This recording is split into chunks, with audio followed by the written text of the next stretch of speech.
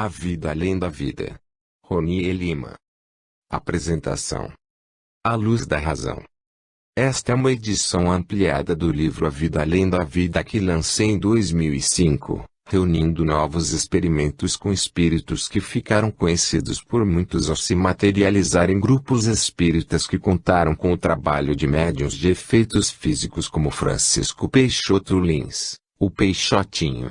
A partir dos meus encontros, de intensa interação física e de conversação, com espíritos como Zé Grosso, Palminha e Sheila, pude enriquecer minha narrativa anterior, revelando mais dados sobre os seus inusitados métodos de cura e formas de se relacionar com seres humanos. Além disso, corrigi erros e imprecisões de alguns trechos das edições anteriores. Ao ser lançado, A Vida Além da Vida continha minhas experiências até então em sessões com espíritos materializados, em especial no Centro Espírita Lar de Frei Luís. No entanto, de 2006 a 2010, ao ter a oportunidade de participar ativamente de outro importante trabalho de materialização de espíritos para a cura de enfermidades, no grupo da prece, achei oportuno acrescentar os novos ensinamentos que recebi de vários seres de luz em uma edição renovada deste meu livro. Corrigido e ampliado, este texto editado a partir de 2013 serviu inclusive de base para o lançamento, em 2012, de Beyond If, a versão em inglês de A Vida Além da Vida, que está disponível para compra, em versão papel digital, em www.amazon.com.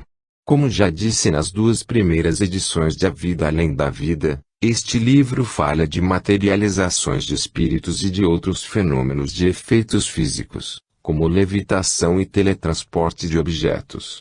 Mas de uma maneira diferente. Além de descrever algumas das mais significativas experiências já realizadas nesse campo, tanto no Brasil quanto no exterior, inclusive com a participação de pessoas renomadas, traço paralelos com fenômenos testemunhados por mim mesmo, nas cidades do Rio de Janeiro e de Niterói, em mais de 150 sessões de materialização de espíritos. No entanto, não abordo esse surpreendente, e polêmico, tema a partir de um discurso religioso, mas sim com uma visão filosófica que busca, a todo instante, uma explicação racional e científica sobre essa fenomenologia. Para isso, me vali do meu instinto de jornalista e de minha larga experiência como repórter da grande imprensa, sempre à procura de algo a mais em relação a determinado fato e procurando redigir um texto mais claro possível de ser entendido pela maioria das pessoas. Mas afinal, o espírito de alguém que já morreu pode voltar a ter o seu corpo físico por instantes, e ainda por cima atuar em pessoas doentes, algumas vezes curando males gravíssimos, como o câncer. Essa pergunta, de forma variada, me vem sendo feita desde que comecei, em 1994, a estudar sistematicamente os chamados fenômenos de efeitos físicos. Para responder a ela, o mais objetivamente possível, com as informações que consegui reunir, lancei este livro. Em certo sentido, A Vida Além da Vida é a continuação de Os Médicos do Espaço, Luiz da Rocha Lima e o Lar de Frei Luís, que, publicado primeiramente em 2000, conta a história desse centro espírita no Rio de Janeiro, do seu apoio social a crianças e idosos e das curas espirituais ali realizadas.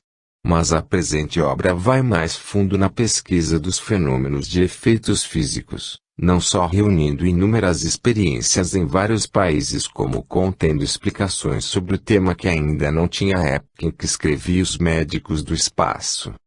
Os que me conhecem de perto sabem que não tenho, como jornalista e pesquisador, um discurso religioso sobre fatos da vida após a vida. Não que desmereça a religião. Pelo contrário, considero a religião, quando empregada refletidamente, sem dogmatismos, experiência interior essencial para a evolução da espiritualidade e, consequentemente, da presença humana na Terra. Uma vivência fundamental que inclusive procuro discutir melhor em meu livro Os Caminhos Espirituais da Cura, fenômenos de incorporação e materialização de espíritos, regressão a vidas passadas, autorreforma e força interior, lançado em 2010.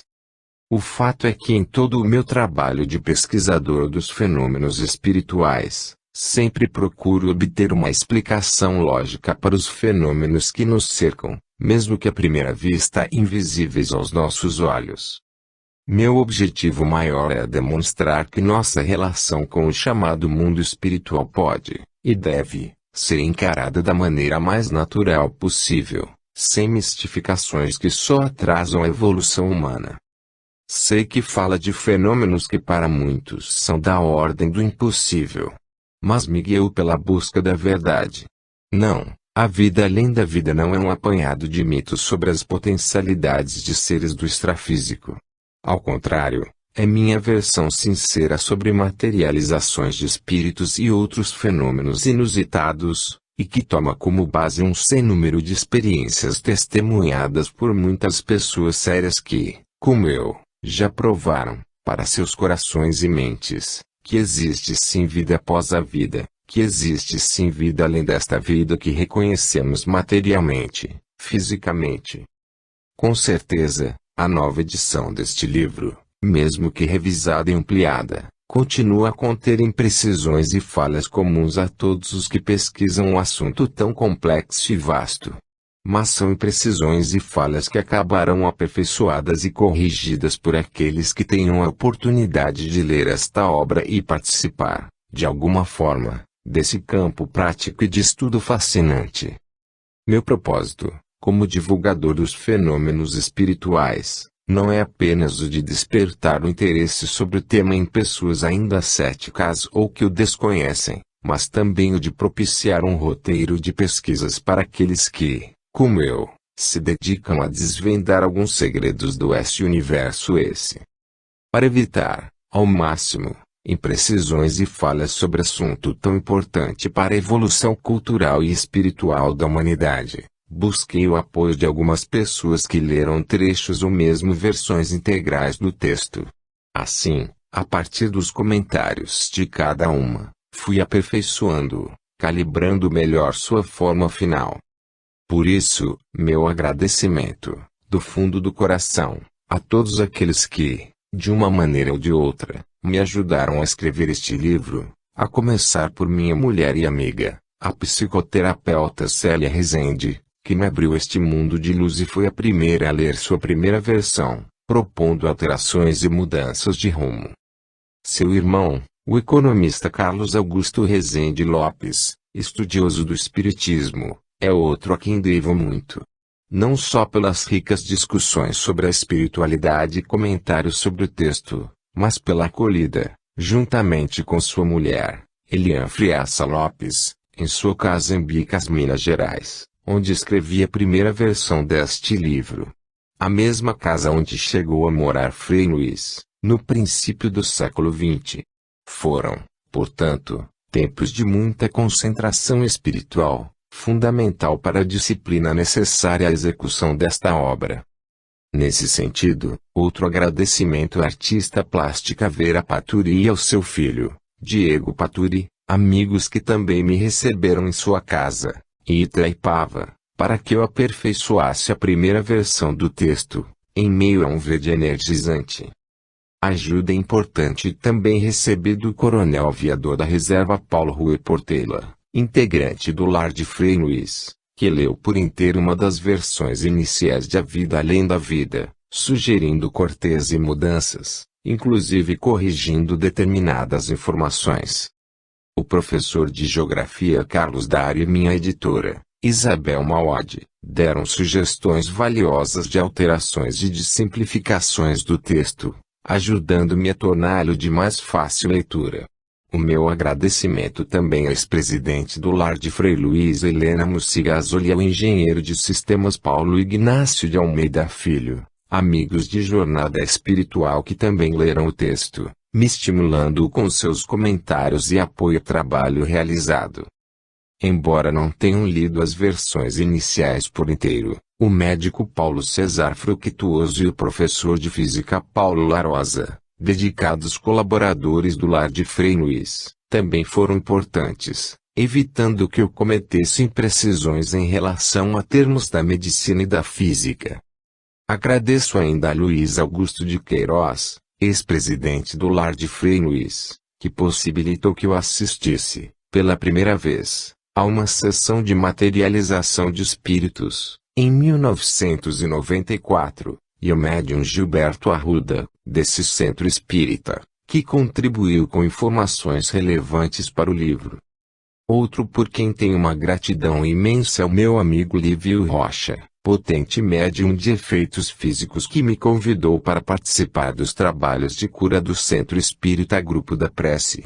Uma experiência gratificante que, infelizmente, terminou quando o sensitivo deixou o grupo, no final de 2010. Com muita saudade, agradeço em especial ao meu fraterno Ronaldo Luiz Gazola, médico espírita que me colocou de vez na estrada da pesquisa espiritual, quando esteve à frente do lar de Frei Luiz, ao me convidar para integrar o seu grupo de materialização de espíritos para a cura, base fundamental de dados e de experiências que me permitiram escrever esta obra. Um beijo eterno em minha mãe, Olga Lima, que me ajudou muito transcrevendo, que trabalheira, para o papel todas as fitas em que gravei depoimentos de inúmeras pessoas sobre fenômenos abordados neste livro. Minha querida mamãe já se foi deste mundo material, em dezembro de 2010. Foi um prazer e um ensinamento tê-la como mãe nesta vida. Apesar da saudade, é bom ter a certeza, após todas as experiências concretas e objetivas que tive com espíritos materializados, que voltaremos a nos encontrar quando do meu retorno para o mundo espiritual. Por fim, como ninguém atua sozinho, até porque estamos frequentemente, muitas vezes sem o saber, ouvindo conselhos e intuições de nossos guias espirituais, o meu eterno agradecimento a todos os seres de luz que me estimularam a seguir a estrada da filosofia e da ciência da espiritualidade. Sem eles, não teria chegado aonde cheguei.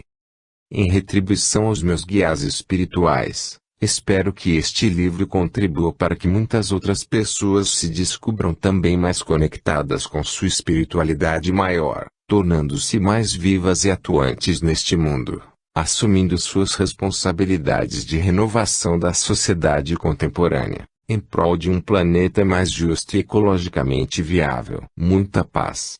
Ronier Lima. Rio de Janeiro, março de 2013. Parte 1. Despertar do Ocidente. Noite de amor. Faltavam poucos dias para meu aniversário de 30 anos quando, pela primeira vez na vida, ouvi que espíritos não só existiam como também podiam, sob condições especialíssimas, se materializar. Voltar à Terra como se fossem de carne e osso. Sim, não estava sonhando nem ouvindo histórias da carochinha. Minha mulher amada é quem dizia, aos meus ouvidos em nada acostumados a esse tipo de conversa, que em sessões de cura espiritual de que participara, ainda adolescente, ela vislumbrara o fantástico mundo das materializações de espíritos. Pessoas já falecidas voltavam ao planeta para tratar de doentes, por minutos ou às vezes horas, com o mesmo corpo físico que possuíam numa vida passada. Por mais incrédulos que sejamos, há momentos delicados da vida em que alguns de nós acabam se dobrando, tornando-se mais acessíveis à conversa sobre a transcendência. Parece incrível, mas estava casado há mais de 3 anos com a então cineasta e produtora cultural Célia Rezende e, até aquele momento, jamais tínhamos conversado seriamente sobre temas metafísicos, quanto mais sobre algo tão absurdamente inusitado.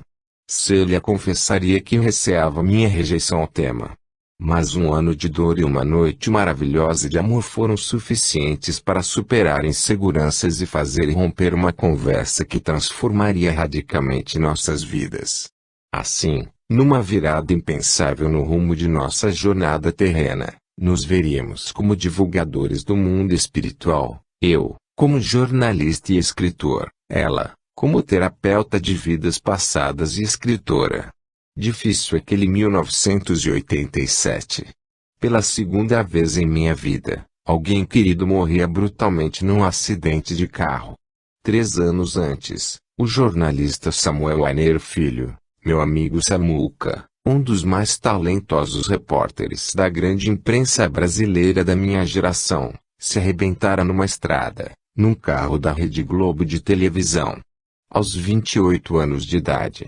Não havia me acostumado à perda tão sentida quando, aos 20 anos, meu primo Alexandre Cardoso de Albuquerque Dias, meu amado Xandinho, de quem aprender a gostar como a um irmão caçula, agonizaria durante um mês na CTI de um hospital, vítima de terrível acidente em outra das perigosas estradas do país.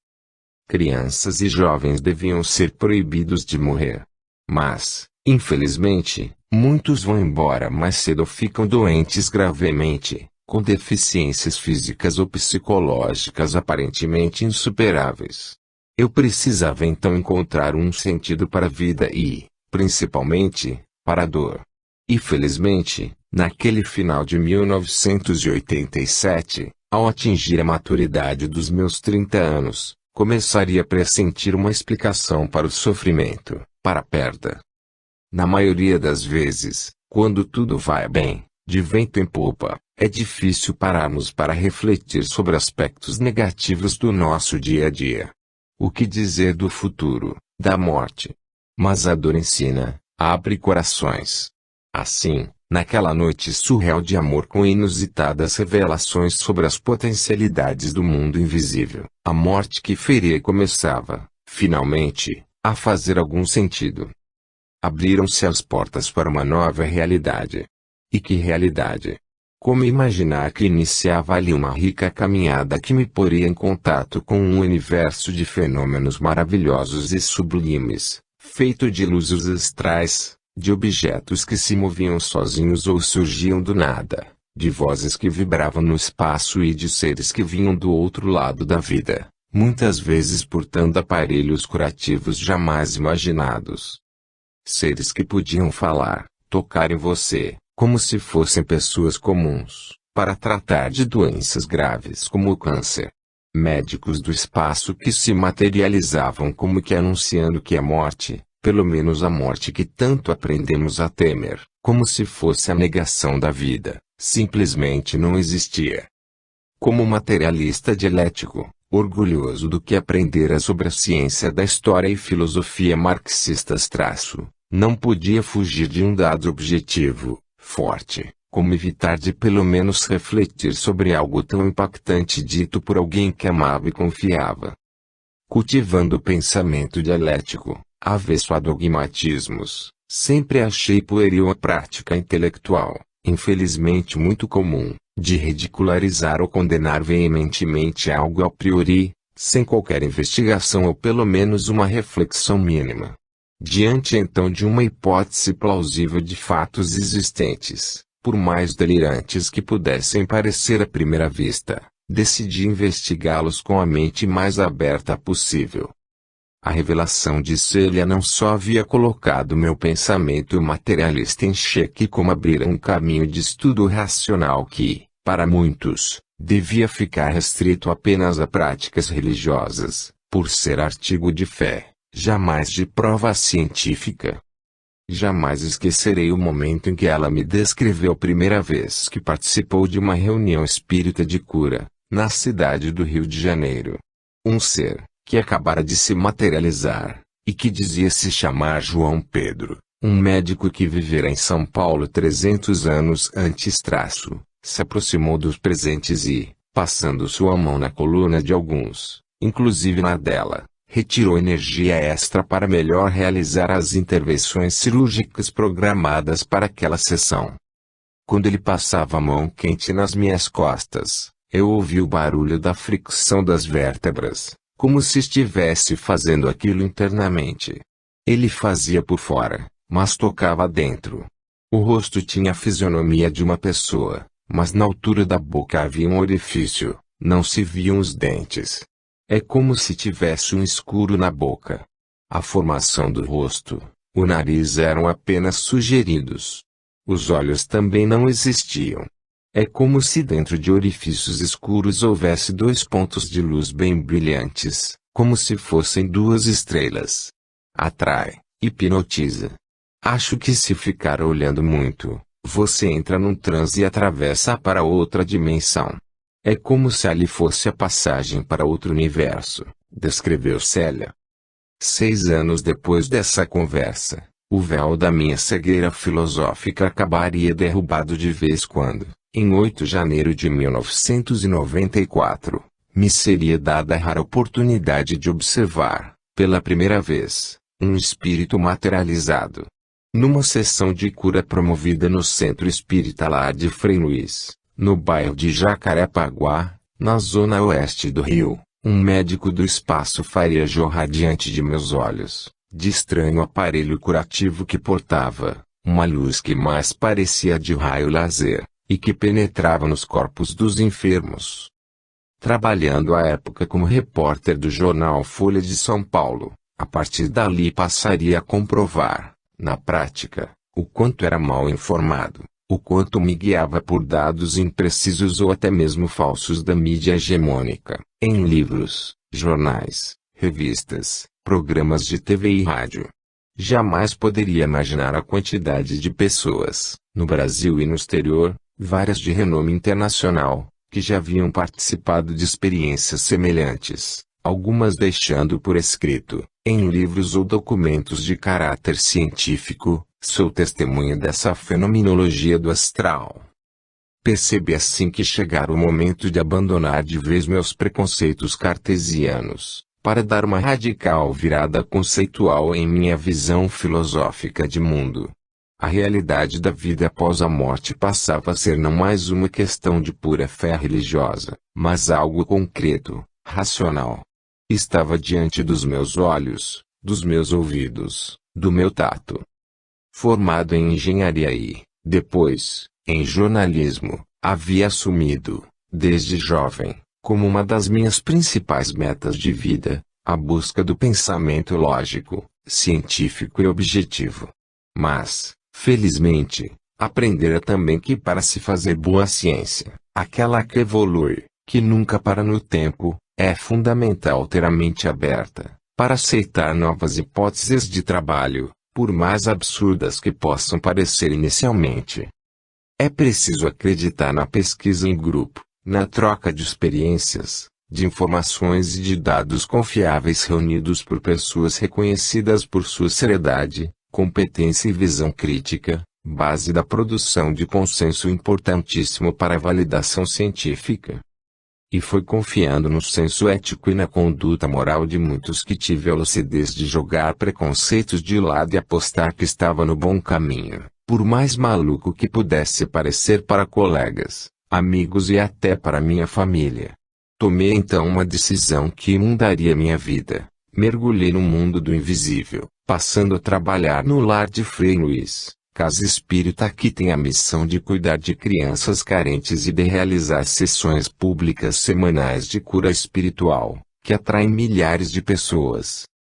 Ao agarrar assim a oportunidade de empreender a apaixonante pesquisa sobre o mundo extrafísico, 6 anos depois, em março de 2000, publicaria meu primeiro livro de temática espiritual, Os Médicos do Espaço, Luiz da Rocha Lima e o Lar de Frei Luís.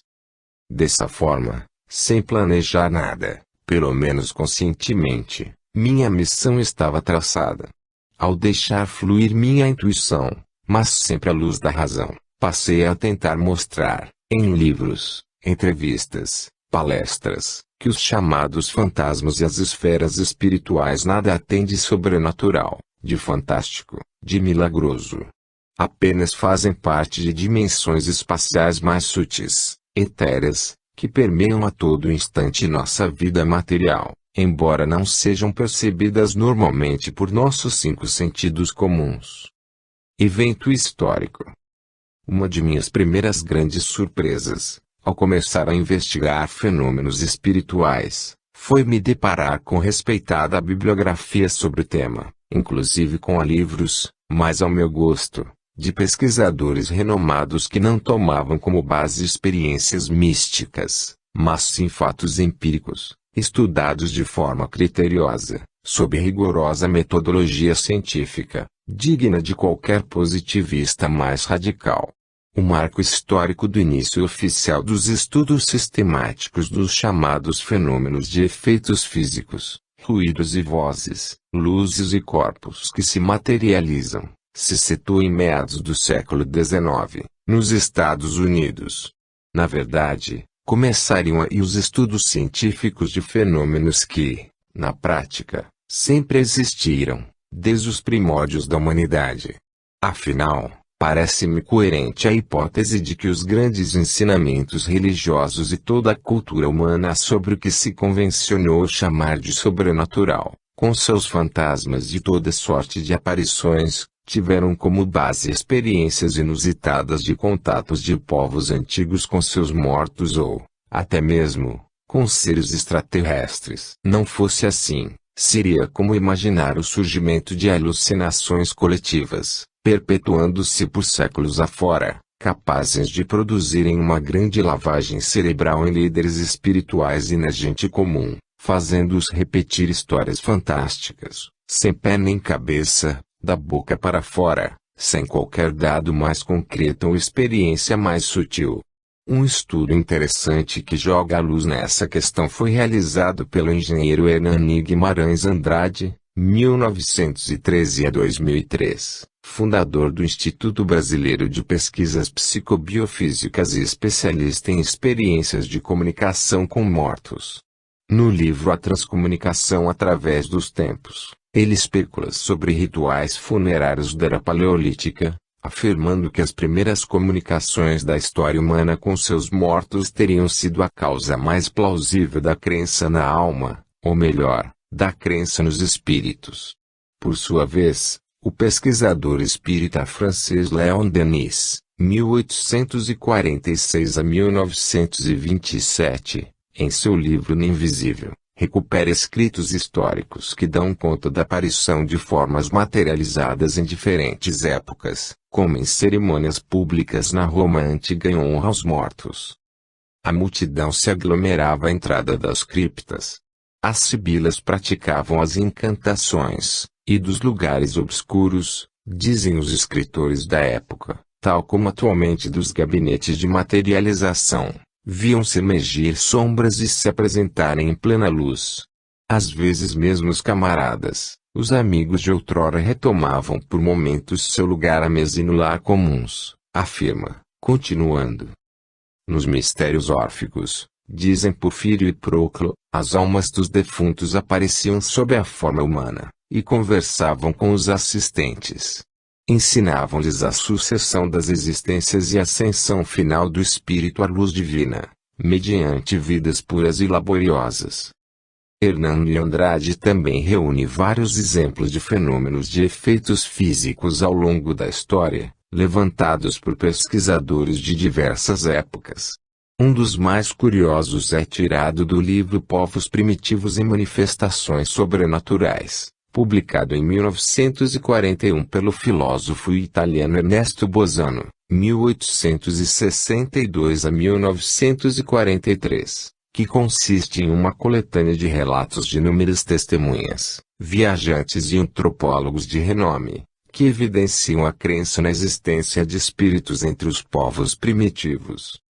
Inicialmente um positivista materialista, que acabaria se rendendo à realidade dos fenômenos espirituais, Bosano reproduz trecho do trabalho A Criação das Religiões, do antropólogo Andrew Lang, sobre fato relatado por um dos pais da chamada ciência moderna, o naturalista inglês Charles Darwin, 1809 a 1882.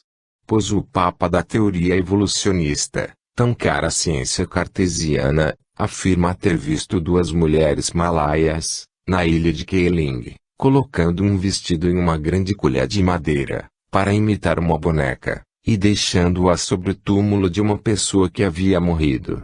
Em toda a lua cheia, aquela colher se animava, saltitando e dançando convulsivamente.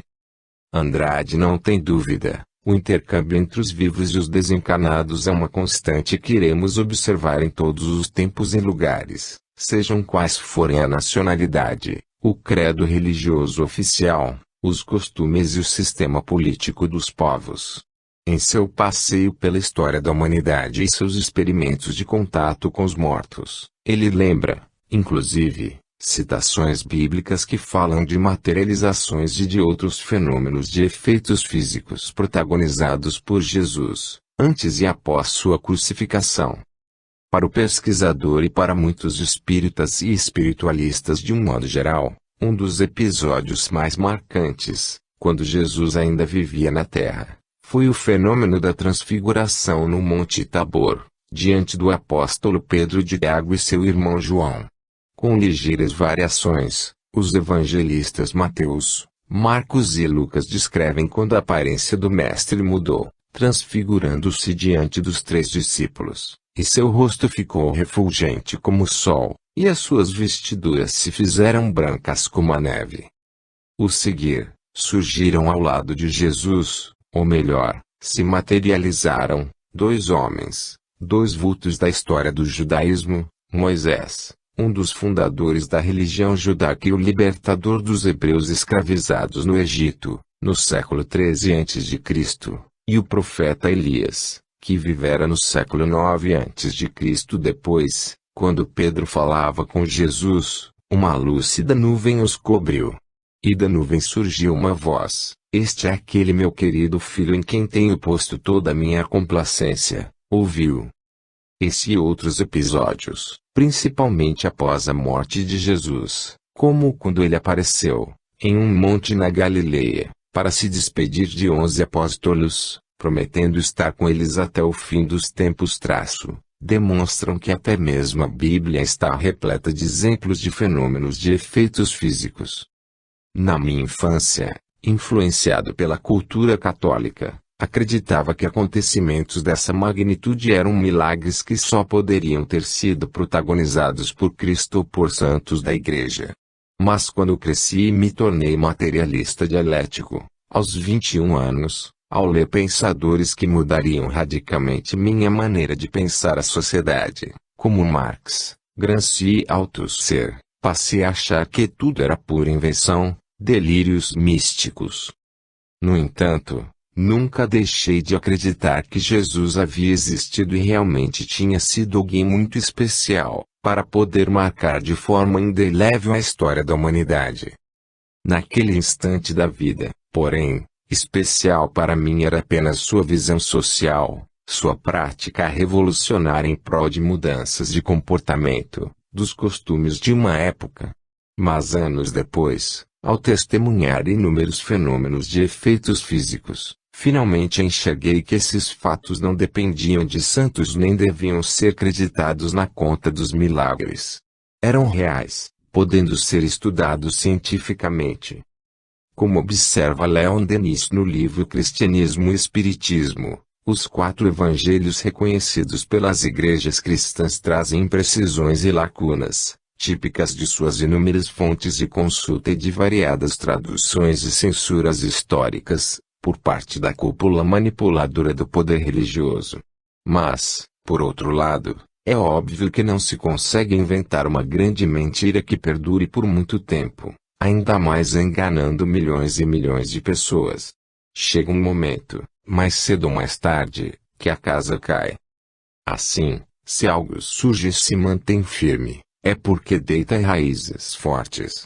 Se Jesus passou a ser reverenciado de uma maneira impressionante por grande parte da humanidade, com certeza não só existiu como tocou profundamente corações e mais corações de seus contemporâneos, com sua mensagem de amor e fraternidade e protagonizando experiências inusitadas que marcariam sua época, e que persistiram até os dias de hoje.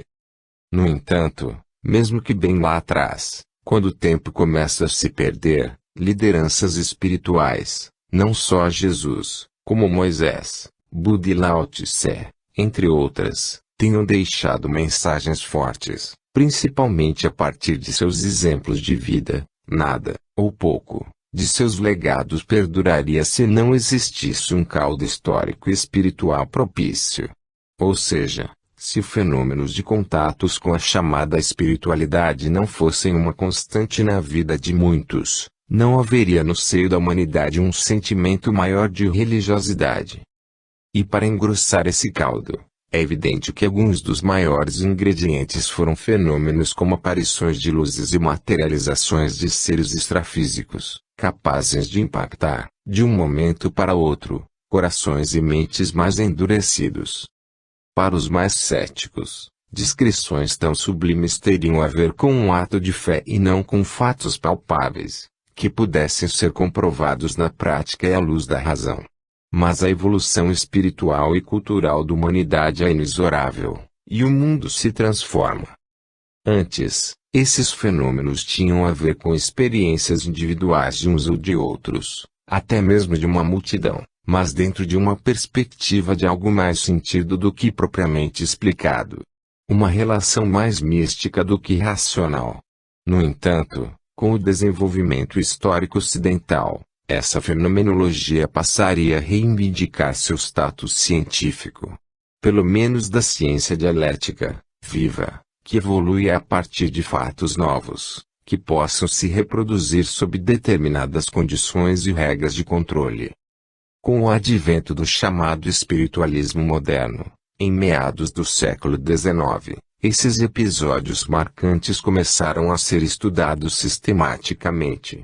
De uma forma que qualquer incrédulo, desde que tivesse a oportunidade de experimentar algo do gênero, não poderia deixar de ficar balançado em suas convicções.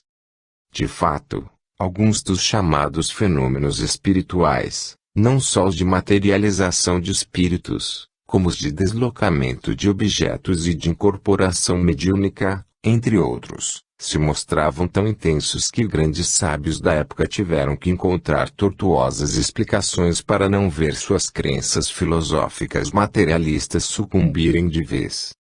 Afinal, como um pesquisador sério poderia duvidar da aparição de um ser materializado à sua frente? Fenômeno por tantas vezes promovido sob rigorosas condições de controle, com testemunhas idôneas e o médium responsável pela aparição estando completamente amarrado e até mesmo enjaulado. Como negar sua existência? Nada mais natural, portanto, que alguns materialistas mais ponderados tentassem encontrar explicações de acordo com suas crenças filosóficas.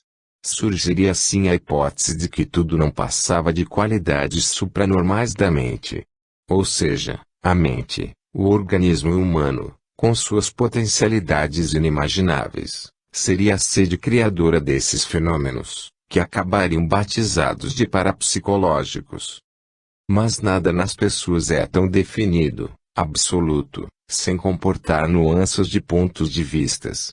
Assim, até mesmo a parapsicologia se dividiria inicialmente entre aqueles mais materialistas e os mais espiritualistas, que chegavam a admitir alguma interferência de forças extrafísicas na produção dessa fenomenologia. E essa nova ciência, que vinha crescendo no Ocidente a partir de instituições como a Sociedade de Pesquisa Psíquica, fundada em Londres, em 1882, acabaria ganhando status universitário, em 1930, com a fundação do Laboratório de Parapsicologia da Universidade de Duke, no Carolina do Norte, EUA. Até então, nenhuma universidade havia incluído em seu currículo a pesquisa dos fenômenos paranormais, afirma Andrade. A hipótese da sobrevivência após a morte e da possibilidade de haver comunicação mediúnica com espíritos chegou a mover pesquisas de ponta desse laboratório do Departamento de Psicologia da Universidade de Duke.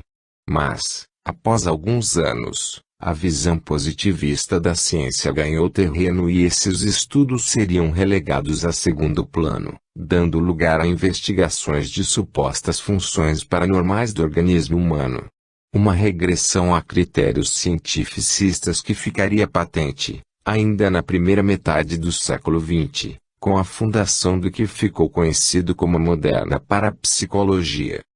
Para mim, porém, isso não representou necessariamente uma derrota para a filosofia espiritualista. Afinal, A vitória de correntes científicas mais conservadoras evidenciaria pelo menos a existência de uma realidade inquestionável. Fossem fenômenos paranormais ou espirituais, qualquer pessoa de razoável bom senso não poderia ignorá-los. Sim, para desespero dos materialistas mais intransigentes, eles existem, independentemente de causas que lhes sejam atribuídas. Caso contrário, não teriam chamado a atenção de pesquisadores qualificados, mesmo que mais céticos. Precisamos então debater, de forma madura, quais os argumentos teóricos e práticos mais consistentes para explicá-los. Existe uma avalanche de testemunhos sobre comunicações de seres, incorporados em médiums ou mesmo materializados, que se identificam como espíritos e que, muitas vezes, fazem revelações desconhecidas de qualquer um que esteja presente. Ou ainda testemunhos sobre a materialização de objetos, de luzes e de espíritos que trabalham em sessões de cura. Então, por que não se conceder o benefício da dúvida, em vez de críticas contaminadas por argumentos arrogantes e discriminatórios? Não seria mais científico? Até porque se admitirmos que a mente humana é mesmo capaz de produzir fenômenos de efeitos físicos e tantos outros classificados de paranormais, ela seria muito, mas muito mais forte do que poderia sonhar o mais descrente dos mortais, não é mesmo? De fato, a mente tem uma força descomunal, infelizmente não reconhecida pela maioria. Força capaz inclusive de produzir fenômenos de efeitos físicos, como a materialização momentânea de objetos e até mesmo de formas humanas. Uma capacidade mental de produção de fenômenos que foi batizada de ideoplastia pelo italiano Ernesto Bolzano, em seu livro Pensiero e Volontà, Pensamento e Vontade. Mas um olhar atento sobre os fenômenos de efeitos físicos revela também algo bastante concreto: a existência de inteligências exteriores comandando a maioria das ações e desaparições. Há, nesses casos, autonomia de decisão, de atos, de pensamentos. Não são, portanto, fenômenos produzidos por qualquer pessoa que esteja presente. Infelizmente, digo assim pois esse estado de coisas atrasa muito a evolução cultural e espiritual da humanidade. A grande maioria dos céticos critica, chegando mesmo a ridicularizar posições opostas às suas ideias preconcebidas, sem se dar ao trabalho de checar, de tentar participar de experiências semelhantes. Ainda bem que quando era descrente jamais abandonei uma das máximas da boa filosofia da ciência: não tenha preconceitos, não critique sem se certificar sobre o que está falando. Observe, cruze informações, veja em loco o que é sério, separe o joio do trigo. Não seja macaco de imitação. Não fale com arrogância sobre algo que jamais presenciou. Uma convite à reflexão: se fenômenos espirituais vêm sendo relatados por uma quantidade incalculável de pessoas ao longo da história, algumas com nome público a zelar, não haveria algo de verdadeiro no que sempre se afirmou? Não seria de bom tom admitir pelo menos a possibilidade de se realizarem experimentos do gênero, mesmo que para negar sua veracidade mais tarde? Não deve ser essa a postura de um verdadeiro cientista. Como jornalista, aprendi a importância de sempre ouvir os lados envolvidos numa questão, checando as diferentes versões.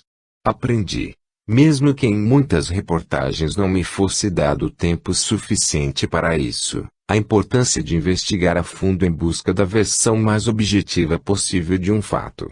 E com a convicção adquirida em anos de pesquisas no campo espiritual, sustento à luz da razão: os fenômenos de efeitos físicos são verdadeiros. Charlatões existem em qualquer atividade humana. O importante é reunir experiência suficiente para poder separar a pessoa séria da mistificadora. Na verdade, a história humana está repleta de exemplos de sensitivos que se dedicaram, de forma responsável, a provar a realidade da transcendência da vida. E com o século XIX, Havia chegado o momento de qualquer pessoa mais sensível e informada prestar atenção na atuação dos médiuns de efeitos físicos, classificação dada àqueles que, ao fazer a ponte entre o mundo material e o invisível, têm o dom de possibilitar a materialização de espíritos e de outros fenômenos de cunho espiritual. Nova era.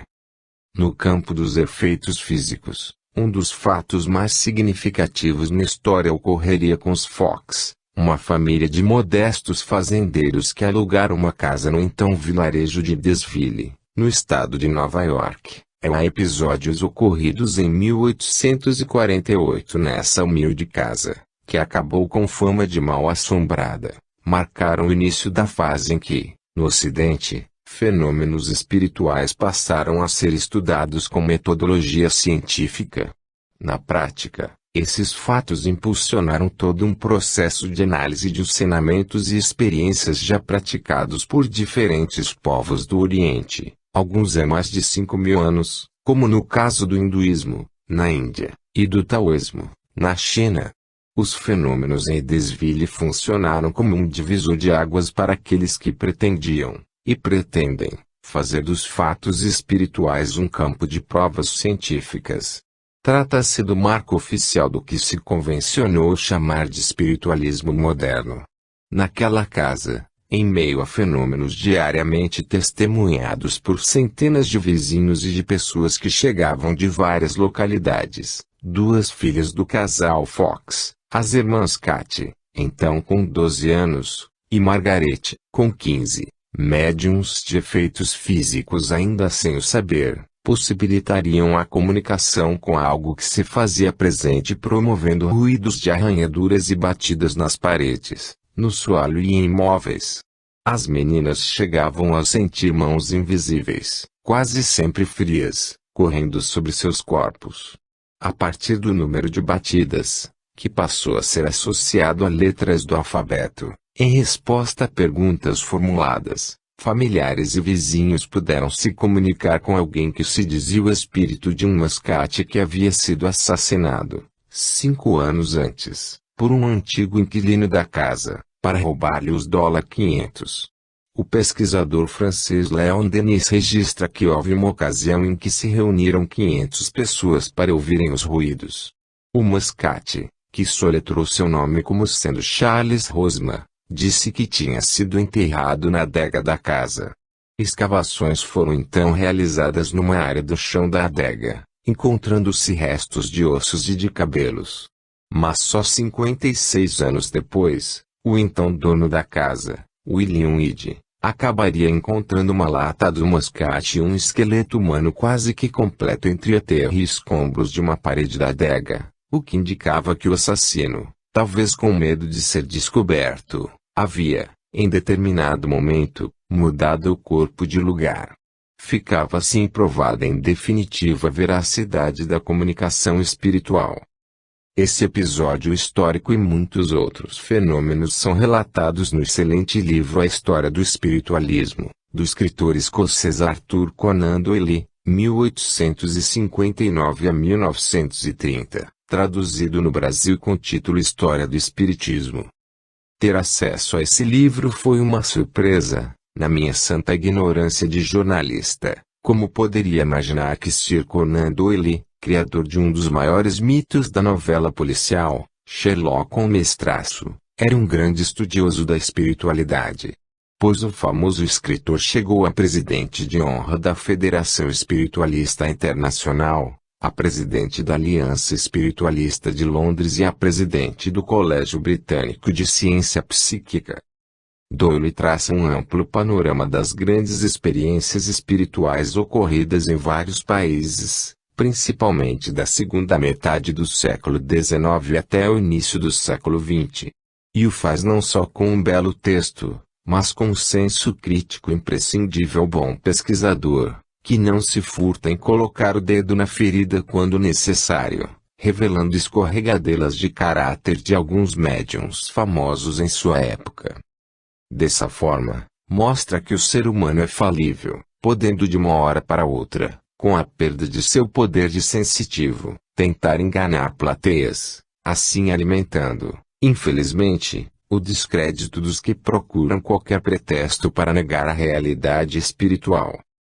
O criador do detetive Sherlock Holmes foi o que se costuma dizer, o homem certo no lugar certo. Escritor hábil, retratou um dos momentos mais efervescentes da história espiritual do Ocidente, em que seres de inúmeras procedências faziam comunicações as mais diversas e se exibiam das formas mais variadas. E esse tipo de fenomenologia explodira de tal forma, primeiro nos Estados Unidos, depois na Europa e, em seguida, em vários outros países, como no Brasil, que ficou evidente tratar-se de um plano orquestrado pela espiritualidade. Lógico que os episódios ocorridos com os Fox não foram os primeiros do gênero, apenas indicam que a família foi colocada no centro de um turbilhão de fenômenos e de atenção popular para divulgar todo um processo previamente delineado. Afinal, outros incidentes igualmente impactantes aconteceram antes e nem por isso tiveram a grande repercussão dos fatos ocorridos na casa mal-assombrada de Desville. Só para citar um caso, 2 anos antes, na França de 1846, a camponesa Angélica Cotin, de 13 anos, espantava boa parte de Paris com fenômenos que produzia à vista de uma multidão, como a agitação e a levitação de objetos.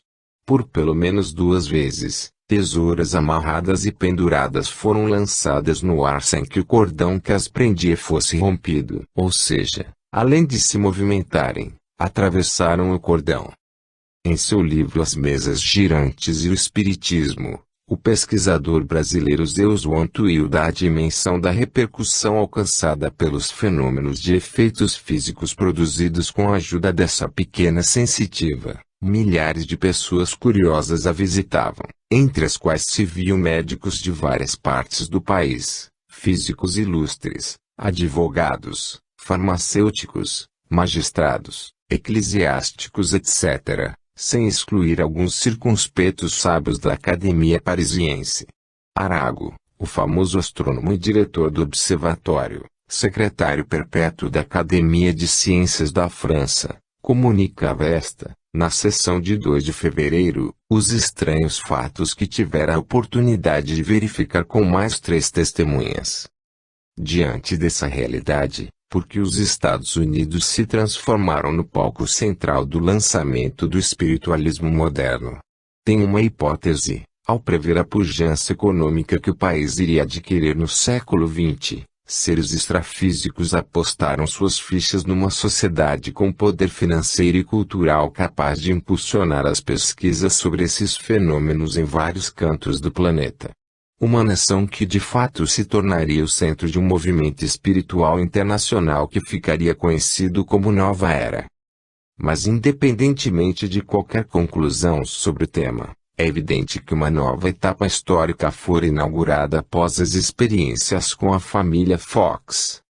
O pesquisador e jornalista russo Alexander Aksakov, 1832 a 1903, conselheiro de Estado do regime czarista, recupera, no livro Animismo e Espiritismo, alguns episódios de novembro de 1848 quando, assustados com a repercussão que os fenômenos em sua casa alcançaram, os Fox não queriam continuar com as comunicações. Afinal, as pressões eram muitas. Após as primeiras manifestações, os integrantes da família chegaram a ser excomungados pela Igreja Episcopal Metodista, da qual eram adeptos notáveis.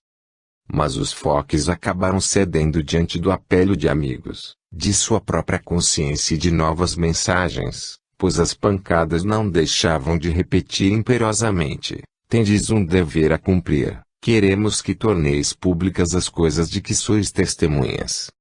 O plano traçado por seres extrafísicos apontou inclusive o aluguel de uma grande sala pública, para que as jovens irmãs exibissem seus dotes mediúnicos. Até esse momento, temendo uma reação negativa da opinião pública, as sessões com as meninas vinham sendo realizadas em casas particulares, comandadas por um conhecido da família. Foi só então, após numerosos ensaios, que decidiram tentar a grande prova, e um meeting público foi anunciado para a noite de 14 de novembro de 1849, no Corinthian Hall, em Rochester. O êxito foi completo. 3 meetings consecutivos deram os mesmos resultados, e o movimento espirítico nasceu, relata Aksakoff. Os encontros nesse que era o maior salão de exibição da cidade de Rochester, com a produção de fenômenos como a movimentação de uma mesa, resultaram na formação do primeiro núcleo de estudos do chamado espiritualismo moderno. Dali em diante, as notícias sobre as irmãs Fox começaram a cruzar os Estados Unidos e, depois, foram bater na Europa. O pesquisador Zeus Antuer reproduz trechos de matérias publicadas em jornais da França e dos Estados Unidos, em 1852, que narram um fato de ampla repercussão nos meios médicos. Trata-se de experiência protagonizada pelas meninas diante de uma assembleia de 500 a 600 pessoas, no anfiteatro da Escola de Medicina da Universidade de Missouri. Uma comitê de investigação, comandado por um célebre professor de anatomia e convicto materialista, acabou por se dobrar aos fatos. Assim, no momento em que o mundo ocidental descobria as potencialidades da ciência moderna, derrubando tabus e dogmas religiosos que atravancaram a evolução humana por séculos e séculos, particularmente durante as trevas da Idade Média surgia outra revelação. De forma sistemática, seres extrafísicos passaram a dar provas de que a espiritualidade deveria ser encarada sobre outro prisma, menos mitológico, menos místico, mais calcado na racionalidade, na experimentação científica. Ou seja, para fazer ciência, os pesquisadores não deveriam jogar fora toda uma experiência histórica de contato com realidades espirituais. Deveriam, sim, buscar um sentido racional onde imperava o misticismo. Dessa forma, sem que ainda se tivesse ideia, nascia um movimento que, sobrevivendo ao século XX, o mais materialista que jamais existira desaguaria, no século XXI, numa espiritualidade mais racional e, ao mesmo tempo, reforçada por influências de práticas espirituais orientais.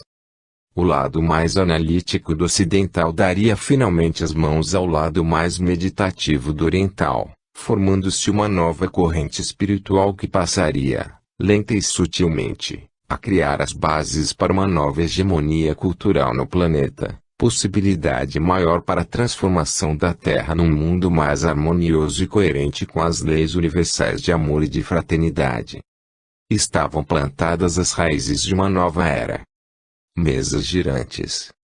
Os episódios de desfile foram o prenúncio de um tipo de comunicação que se espalharia rapidamente pelos Estados Unidos e pela Europa, no início dos anos 50 do século XIX, o fenômeno das mesas girantes. Na presença de médiums de efeitos físicos, muitos que nem se davam conta de seus poderes mesas pesadas se moviam, levitando até. Muitas delas produziam pancadas e ruídos em seus deslocamentos, em geral pelos pés tocando o chão, cujo número de batidas era associado a uma determinada letra do alfabeto. Espíritos revelavam assim uma maneira pitoresca de se comunicar com os seres humanos. Mas era um meio de comunicação lento demais, que logo seria substituído por formas mais rápidas e eficazes.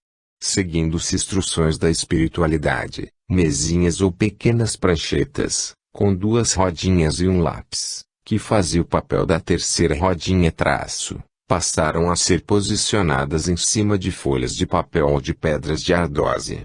Colocando-se então as mãos em cima da mesinha, para mentalizar e concentrar energia, logo ela adquiria vida própria, se movendo e escrevendo respostas e mensagens de esferas astrais. Poucos anos depois, porém, a escrita com uso de mesas seria substituída por técnica bem mais rápida, a psicografia, em que o sensitivo escrevia mensagens ditadas por espíritos. Claro que era uma prática que também já existia em tempos imemoriais, apenas ganharia relevo no final do século XIX. O mesmo havia ocorrido com as mesas girantes, tampouco uma novidade. Hernani Guimarães Andrade afirma que o introdutor das mesas girantes na Europa foi o filósofo grego Pitágoras, por volta de 540 a.C., quando regressou de seu aprendizado no Egito, onde fora iniciado espiritualmente por sacerdotes e passara a conhecer a lei da reencarnação. Ele e seu discípulo Filolaus usavam uma prancheta dotada de rodízios nos pés denominada a mesa mística, com a qual consultavam seres espirituais. Em mais uma comprovação de que